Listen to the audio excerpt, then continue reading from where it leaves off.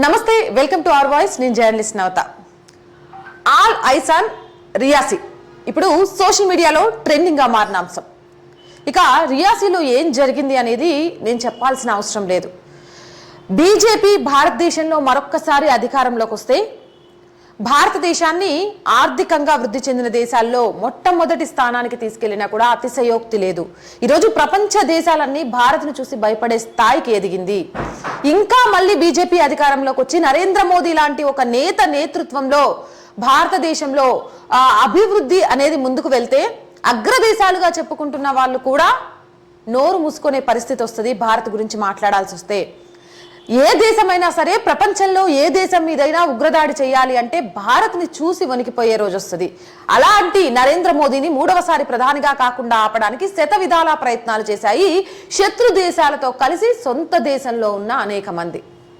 అయినా వాళ్ళ ప్రయత్నాలు సఫలం కాలేదు.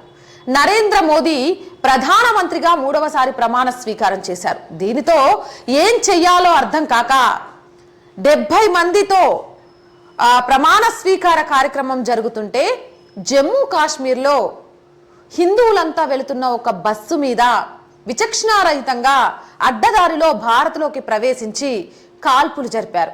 ఎంతో మంది మహిళలు, చిన్నపిల్లలు మృత్యువాత పడ్డారు. అప్పుడే స్టార్ట్ అయింది ఆల్ ఐస్ ఆన్ రియాసీ.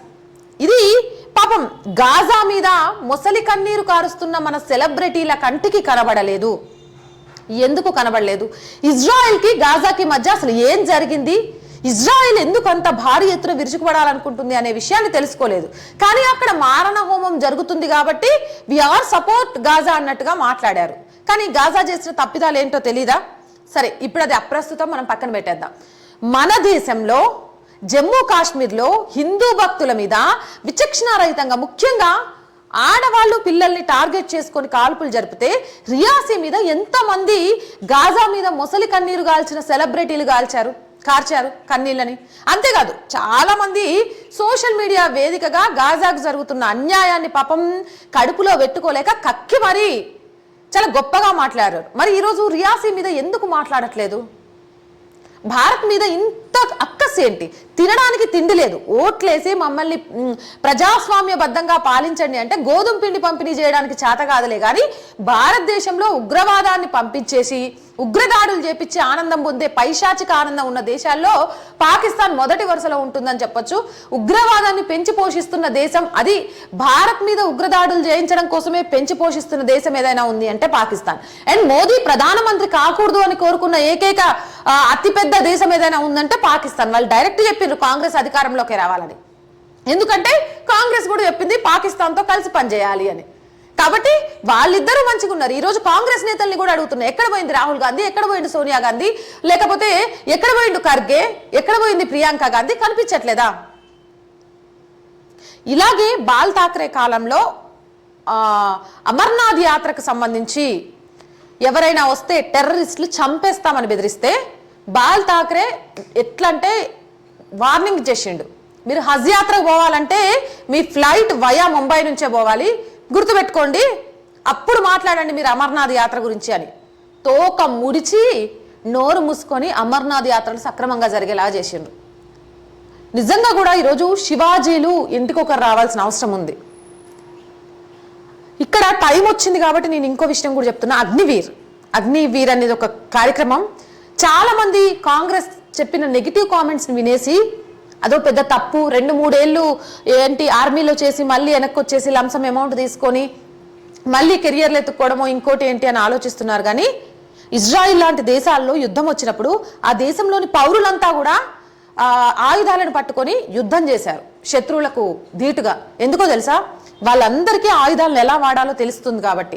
అందుకే చాలా తెలివిగా రేపు దేశంలో పరిస్థితులను అంచనా వేసి, ప్రపంచంలో జరిగిపోయే సంఘటనలను అంచనా వేసి నరేంద్ర మోదీ, అమిత్ షా, రాజ్నాథ్ సింగ్ ఇలాంటి వాళ్ళంతా కూడా, జయశంకర్ లాంటి వాళ్ళంతా కూడా ఆలోచించి 16 సంవత్సరాలు నిండగానే ఆర్మీలోకి పంపిస్తే 2-3 ఇయర్స్ ట్రైనింగ్ అయి వస్తే రేపన్న రోజు సనాతన ధర్మం మీద దాడి చేస్తూ సనాతన ధర్మానికి ఆనవాలైన ఈ భారతదేశాన్ని ముక్కలు చేయడానికి ఎవరైనా ఈ దేశంలో అడుగు పెడితే ప్రతి ఇంటి నుంచి కూడా ఒక ఆర్మీ జవాన్ ఉన్నాడు అంటూ బయటకు వచ్చి శత్రుముఖల ఆట కట్టించి తోక ముడిచి వెనక్కి పంపించడానికి ఎందుకు ఇప్పుడు ఈ విషయాన్ని చెప్పాల్సి వచ్చింది అని అంటే, నిజంగా కూడా అంత సైనిక బలం, ఇంట్లో ఒక సైనికుడు ఉన్నాడు అనే బలం తెలిస్తే ఖచ్చితంగా ఇలాంటి ఉగ్రదాడులు చేయకుండా ఉంటారు. అండ్ సో కాల్ సెలబ్రిటీస్ గురించి కాసేపు మాట్లాడుకుందాం. అండ్ ఈ వీడియో నేను కూడా నిన్న మొన్న చేయాల్సింది, కొంత హెల్త్ ఇష్యూ వల్ల చేయలేకపోయాను. కొంచెం లేట్ అయినా కూడా పూర్తిగా మాట్లాడాలి అనే దాంతో ఇవాళ ఈ వీడియో మీ ముందుకు తీసుకొచ్చాను. ప్రపంచంలో పక్క దేశాల్లో ఏం జరుగుతుంది అనేది పక్కన పెట్టేసి, మన దేశంలో సనాతన ధర్మం మీద ఏర్పడ్డ ఈ దేశంలో సనాతన ధర్మం మీద, ఆలయాల మీద, హిందూ ధర్మం మీద, హిందువుల మీద జరుగుతున్న దాడుల విషయంలో కొంచెం కళ్ళు పెద్దవి చేసి చూడండి. చూస్తే ఏం జరుగుతుంది, వేటికి స్పందించాలి, వేటికి స్పందించకూడదు అనే ఒక విషయం తెలుస్తోంది. ఇక ఇప్పుడు చెప్పండి, కాంగ్రెస్ పార్టీ పాకిస్తాన్తో సత్సంబంధాలు కొనసాగిద్దామా? అడగండి. ఎందుకు రియాసీలో పసిపిల్లల మీద, ఆడోళ్ళ మీద దాడులు చేశారని అడగండి. పొద్దున్నేస్తే పొగుడుతూ ఉంటారు కదా.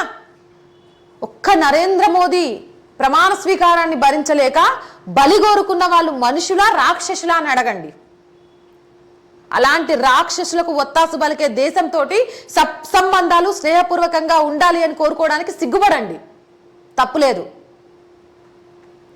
జస్ట్ ఈ వీడియో ఖచ్చితంగా కూడా నాకు తెలిసి రియాసీ మీద చేసిన వీడియోలన్నీ కూడా బ్యాన్ చేస్తున్నారు. యూట్యూబ్ కానీ ఇన్స్టాలో అయితే బ్యాన్ జరుగుతుంది అంటూ ఆల్రెడీ ఒకళ్ళైతే డైరెక్ట్ స్టేట్మెంట్ పెట్టారు, రియాసీకి సంబంధించిన ఏ వీడియో పెట్టినా వాళ్ళు బ్యాన్ చేసేస్తున్నారు అని. సో ఏదైనా కానీ వీలైనంతగా ఈ వీడియోని షేర్ చేయండి అండ్ లైక్ చేయండి. ఎందుకు చెప్తున్నాను అంటే, ఈ వీడియో చూసిన తర్వాత ఒక్క ఇంట్లోనైనా మార్పు వచ్చి, మా ఇంట్లో నుంచి ఒక ఆర్మీకి సంబంధించి నా కూతురో నా కొడుకో ఉండాలనే ఆలోచన రావాలి. అండ్ ప్రతి ఇంటి నుంచి ఒక బాల్ ఠాక్రే పుట్టాలి. ప్రతి ఇంట్లో కూడా ఒక శివాజీగా అడుగులు ముందుకేయగలగాలి. ఇది సనాతన ధర్మం మీద ఏర్పడ్డ హిందూ ధర్మదేశం. హిందువులు ఇక్కడ కాకుంటే ఇంకెక్కడా బ్రతకలేరు.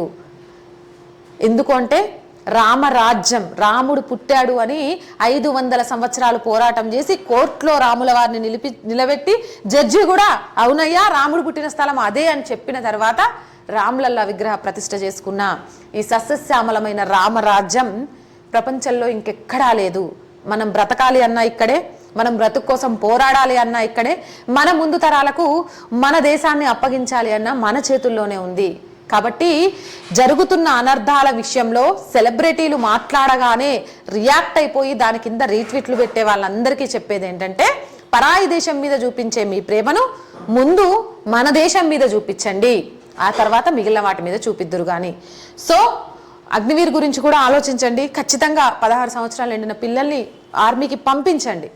ఆయుధం పట్టడం తెలిస్తే పోరాడితే పోయేది ఏమీ లేదు, బానిస సంఖ్యలు తప్ప. అటు మేధాపరంగా, ఇటు ఆయుధపరంగా అండ్ కాన్ఫిడెంట్ పరంగా ఏ పిల్లలైనా సరే 14 నుంచి 18 సంవత్సరాల వయసు మధ్యలోనే అటు ఇటు టర్న్ అవుతూ ఉంటారు. వ్యసనాలకు బానిసలు కాకుండా దేశానికి భావి భారత పౌరుల్లాగా తిరిగి వస్తారు. ఇలాంటివి ఎక్కడైనా జరుగుతుంటే శత్రు మూకలను చీల్చి చెండాడతారు. కాబట్టి ఆ విషయంలో కూడా ఒకసారి థింక్ చేయండి. ఈ వీడియో నచ్చితే లైక్ చేయండి, షేర్ చేయండి అండ్ సపోర్ట్ చేయండి, సబ్స్క్రైబ్ చేయండి. మనం అతి తక్కువ నెంబర్స్లో 1 lakh రీచ్ అవ్వబోతున్నాం.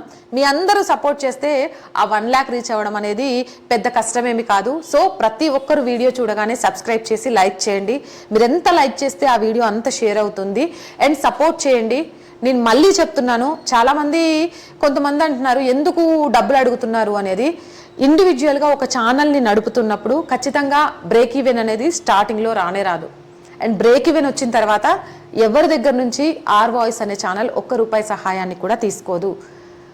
ఈరోజు నేను చెప్పింది సమాజ హితం కోసం ఉంది. ఇలాంటి ఒక జర్నలిస్ట్ మనుగడ అవసరము అనుకున్న వాళ్ళని సహాయం చేయమని అడుగుతున్నాం తప్ప ప్రతి ఒక్కరిని ఫోర్స్ చేసి కాదు. కొంతమంది కొన్ని కామెంట్స్ ద్వారా బాధ పెడుతున్నారు కాబట్టి వాళ్ళకి ఎస్పెషల్లీ చెప్తున్నాను, మీకు సహాయం చేయాలి అనిపిస్తే చేయండి, లేకుంటే లేదు. బికాస్ ఈ రోజుకు మనం 1 lakh సబ్స్క్రైబర్స్కి రీచ్ అవ్వబోతున్నాం. ఆఫీస్ అంటూ లేదు మనకి. చాలామంది ఆఫీస్కి వచ్చి కలిసి వాళ్ళ సమస్యల గురించి చెప్తామన్నా కూడా పిలవలేకపోతున్నాం. ఒక ఆఫీస్ రెంట్ బేస్లోనే చిన్నది తీసుకోవాలని, కొంత ఎక్విప్మెంట్ కూడా రెంట్ బేస్ మీద, మన దగ్గర కావాల్సినంత ఎక్విప్మెంట్ కూడా లేదు, రెంట్ బేస్ మీద నడుస్తుంది. అవి తీసుకోగలిగితే నెక్స్ట్ మన ఆర్ వాయిస్ ప్రజల్లోకి వెళ్తుంది. ప్రజల సమస్యలను ప్రభుత్వానికి వినిపించే ఒక వారధిలాగా మారి గ్రామాలకు తిరుగుతూ ఇచ్చిన హామీలను నెరవేర్చడంలో ఎంతవరకు సక్సెస్ అయ్యాయి, ప్రజలు ఎంతవరకు పోరాటం చేస్తున్నారు, నెక్స్ట్ జాతీయవాదం ప్రజల్లో ఎంత ఉంది, అండ్ దేశాన్ని ప్రేమించే విషయంలో గ్రామాల్లోకి ఏ లెవెల్లో తీసుకెళ్తున్నారు, ఇవన్నీ కూడా తెలుసుకుంటూ ప్రతి విషయాన్ని నిర్మోహమాటంగా వాస్తవాలను ఉన్నది ఉన్నట్టు మేము ముందు పెడతాం. సో ప్లీజ్ సపోర్ట్ చేయండి. సపోర్ట్ చేయాలంటే సబ్స్క్రిప్షన్ పక్కనే జాయిన్ అనే బటన్ కనిపిస్తుంది. ఆ జాయిన్ అనే బటన్ ద్వారా కూడా మనకు సపోర్ట్ చేయొచ్చు, లేదా స్క్రీన్ మీద గూగుల్ పే, ఫోన్పేతో పాటు అకౌంట్ డీటెయిల్స్ కూడా ఉంటాయి, అలా అయినా సపోర్ట్ చేయొచ్చు. వ్యాపార ప్రకటనల ద్వారా మీ వ్యాపార రంగాన్ని విస్తరించుకోవడంతో పాటు మన ఛానల్కి ఆర్థికంగా సపోర్ట్ చేసిన వాళ్ళు అవుతారు. దానికోసం 8328500576 ఈ నెంబర్కి సంప్రదించండి. So please support our channel, subscribe our channel. జై భారత్.